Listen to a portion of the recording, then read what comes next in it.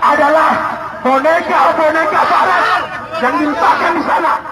Musuh-musuh umat Islam yang ada di sana, yang mereka telah mengambil nyawa, darah, kehormatan, harta saudara-saudara kita yang ada di Wamena. Bakar benderanya! Bakar! Bakar! Bakar! Jika hari ini merah putih tidak dapat berkibar dengan gagah di Wamena, maka umat Islam akan membawa Allah dan Naraya masuk ke Wamena.